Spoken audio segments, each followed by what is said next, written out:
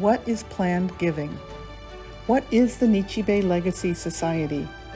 For a brief explanation, we enlisted the help of Nichi Bei Foundation board member Laurie Shigekuni and estate planning attorney Yuka Ohashi Merit. Hello, I'm Laurie Shigekuni, and I've been a member of the Nichi Bei board for 3.5 years. It's been my privilege to be a part of the board.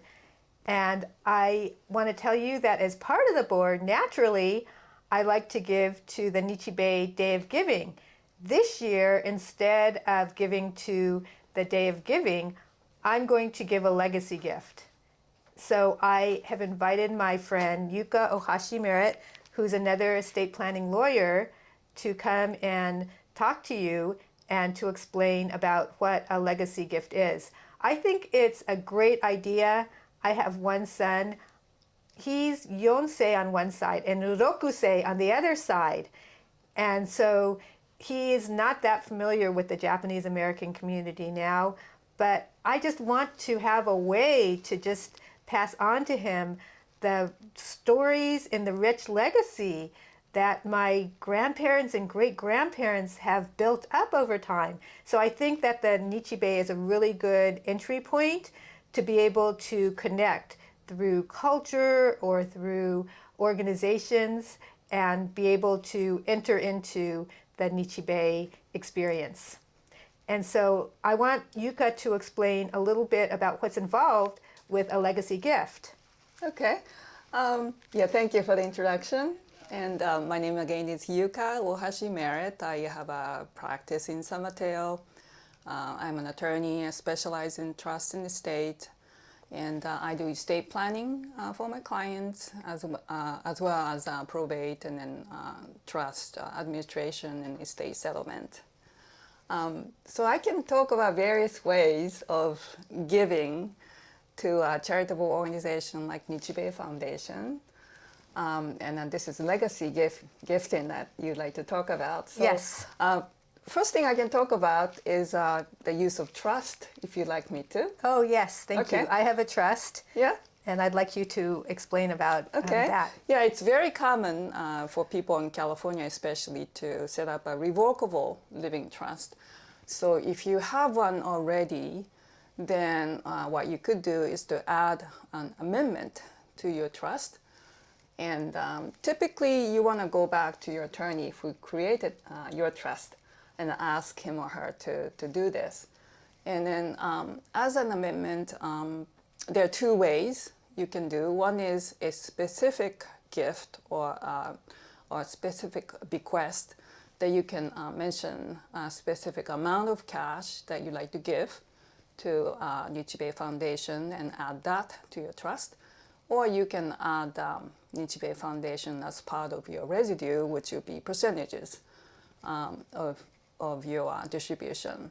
So those are the two ways to add. I'm planning to do a specific gift for mine. I'm going to do mine myself, but could you explain a little bit about the cost for doing an amendment to your trust? Okay. So like I said, it's a good idea to go back to your attorney who created this trust for you. And then that could be very simple. If you go to another different attorney, which you can, but that attorney may need to redo the whole trust, which is called restatement rather than amendment. So if you have to go back to your original attorney, that would be probably more cost efficient. And typically attorneys charge hourly rate for doing something like this. And then if it's a simple amendment, then it should not take more than 2 or 3 hours, I would imagine. And so that depends on the attorney's hourly rate, and then you would pay that fee. Okay, thank you. Could you explain a little bit about a beneficiary designation? Yeah, so that's another way to give a gift as a legacy gifting. If you have financial accounts, like retirement accounts, bank accounts, brokerage accounts, then one thing you could do is to add Nichi Bei Foundation as a beneficiary. And then so as a beneficiary, when you pass away, then the Nichi Bei Foundation would receive the balance in that account. So that's one simple way to do this, legacy gifting. And what I've heard from my tax accountant people is that if the charity is a beneficiary of your retirement account, then the charity, upon receipt of your retirement account balance, the charity would not be paying tax on it. Whereas if the beneficiary is an individual, then the retirement account would be subject to tax as the beneficiary takes money out from the retirement account. So that would be a difference, and that could be very beneficial way of, on an tax efficient way of giving. Okay, and what about a will? Could you explain a little bit about gifts through a will? Okay, sure. So that's the third way, and using a will, it's definitely possible, but I tend to avoid using a will because it could be subject to probate, and then some people have this misunderstanding that if you have a will, then your assets would not go through probate, but that's not true. Even if you have a will, your assets could be subject to probate depending on the amount and then how the assets are structured. So you could certainly add Nichi Bei Foundation as part of your beneficiary under your will, but I would tend to go with the first two options.